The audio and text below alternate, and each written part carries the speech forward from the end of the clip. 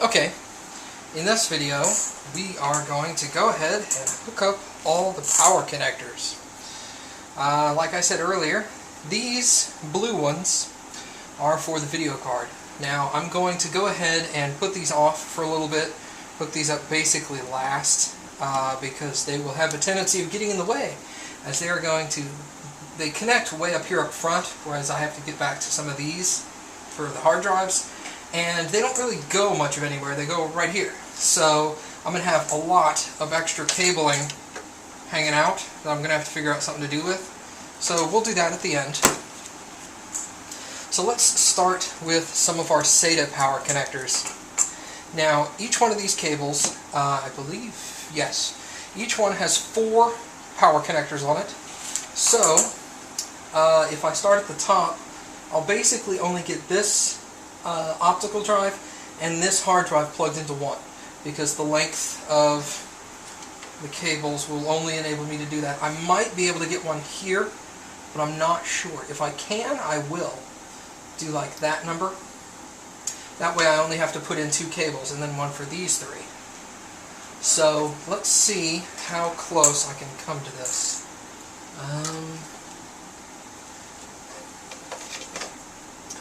Let's see how this works. I don't know if I have that oriented correctly. Thought I did. Well, come on. Yeah. You feel like you're wanting to... There we go. Okay. So I got that plugged into the CD-ROM drive, fine. Let's plug in this hard drive's power, which is actually going to be very annoying because I have to flip it. So I'm going to route it up underneath this motherboard power connector so that I don't have that to go around. You wouldn't think something small like this would actually make a difference in how much length you had for this kind of stuff, but it really does. Now, let me hook that up real quick.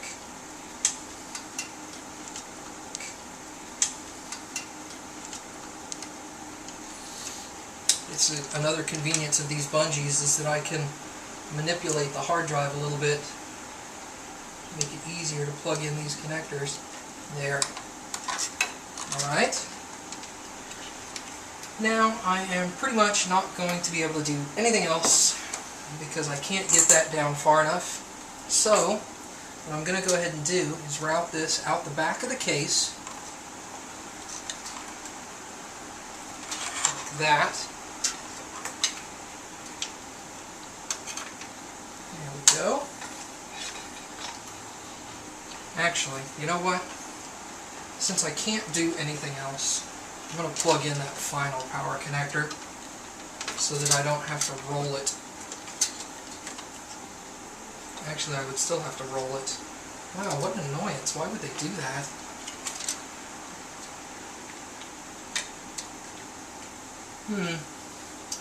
Very odd. Ouch. Keep hitting my hand. That's alright. I have a personal belief of mine that a new computer build is not a success until I am bleeding. And there it is. Nothing severe, but it counts. For some reason, in the past, every computer I have built that I have never bled on has always had some kind of error, problem along the way. Not necessarily that some work was done wrong or anything, it was just something didn't work quite right the first time. So, now that I've cut myself, I feel confident that this system will basically work out of the box. Then again, I'm probably shooting myself in the foot by saying it. So, we'll see. Alright, now, since I want to, in this case, I should be able to do that. 1, 2, 3. Awesome. Now I'm going to start down here instead.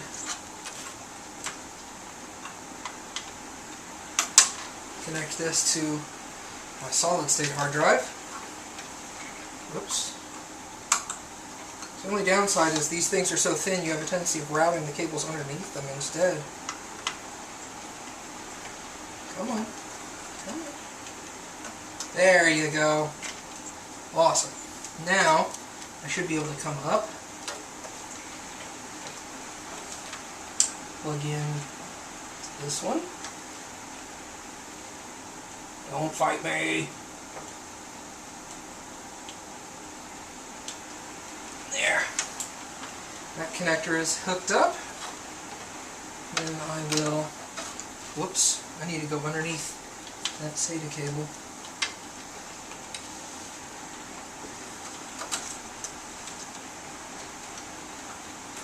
You know, I keep disconnecting that motherboard header cable that has the little white jumper deal on it.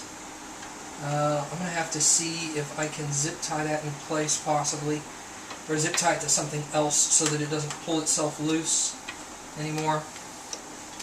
Alright, so this connector will plug into this drive, theoretically speaking. Yay! This connector will plug into this drive.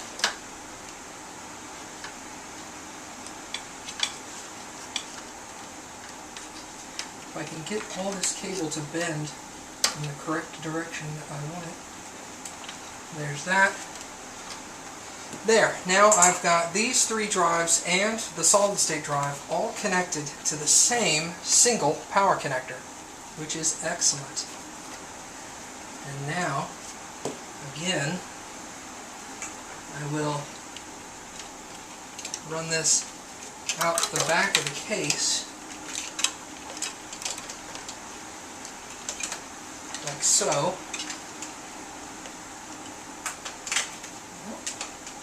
There we go.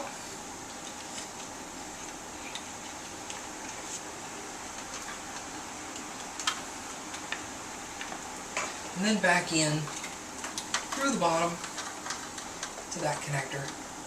Click. There. So now I've got these two drives, the optical drive and this, was that the 2 terabyte? Yeah, the 2 terabyte drive plugged into one power connector. I've got these three hard drives and this solid state drive all connected to an additional connector. Therefore, my third SATA cable adapting deal, unnecessary. So, this is the big benefit of having a modular power supply, is now that I don't need those extra connectors, I don't need this entire cable in my system somewhere. So, that's awesome.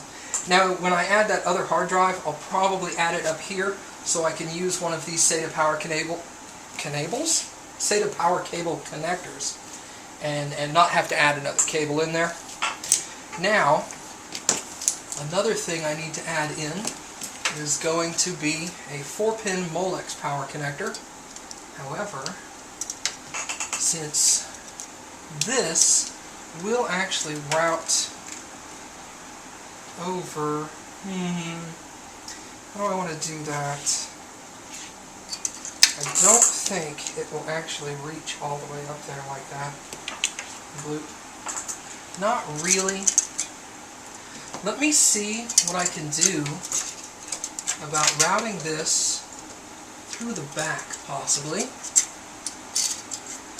I can route it up over, nope, hold on, up over the USB 3 cord. That should pull it away from the processor heatsink, like that. And then I can have it down here in the back. I don't know if y'all can see that, but it is back behind the drives. Let me lift that up a little bit. See that back there? That is where I'm going to now connect it. So, these two other Molex connectors, which control the fans on the front of the case, they are now going to be pulled up through this bungee and fed over the top of the hard drive and back here. So now they are also in the back. However, you know what I'm going to do?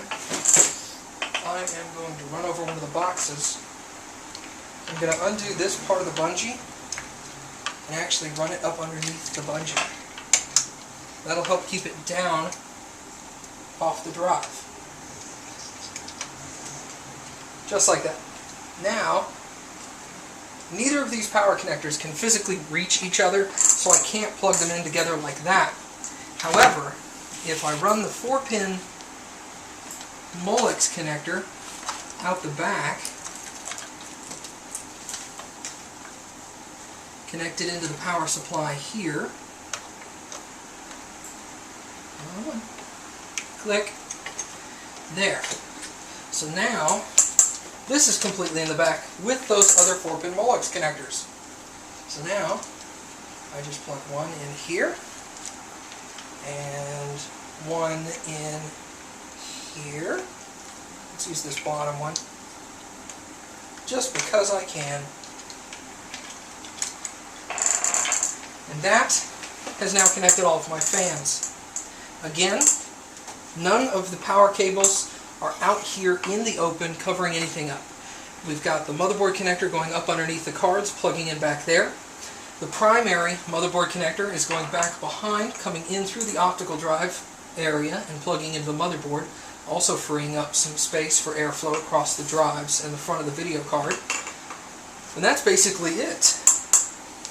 Now comes the tricky part of the video card power cables. Meaning I'm going to extend these out, because what I'm actually going to do is, where are they? I've got really small zip ties. Let me get a couple more. You can usually get these at a local hardware store. Little baggies full of multi-sized zip ties. And these are very small, very thin. I don't know if you can see that against the blackness of the case. So there it is, real small. Not very long, but I don't need them to be. And then you get a little pair of snips like these that'll cut off the excess after you've zipped it up. So I will connect one of the video card connectors here. You know what I could do? I don't know if it's long enough, but let me try it. I could run it out the back of the case.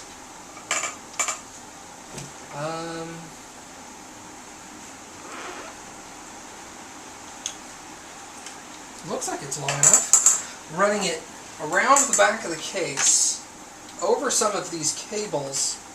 Actually, I need to go over the large 24-pin motherboard cable, because it's going to be the most difficult to move later.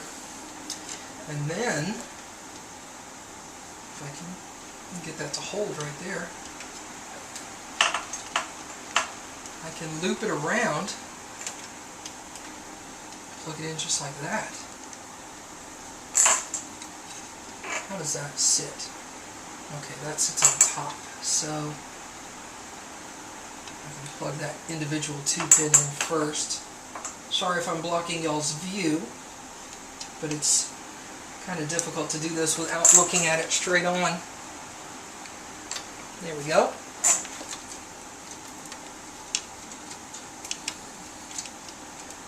There's one of the 8-pin connectors. Now I'll plug in this other blue one.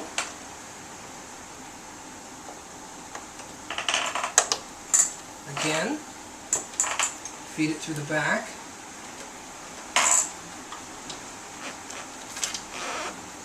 Pull it through, up underneath the 24-pin motherboard connector, through these hard drive areas, and then right into this second video card power receptacle.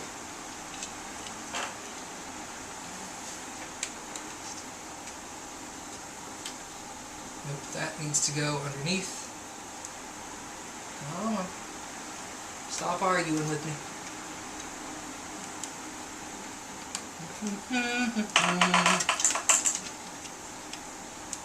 There. Now, I have both of these power cord PCI Express 16X power connectors routed through the back as well. So actually there is no cabling coming across the top, which is amazing.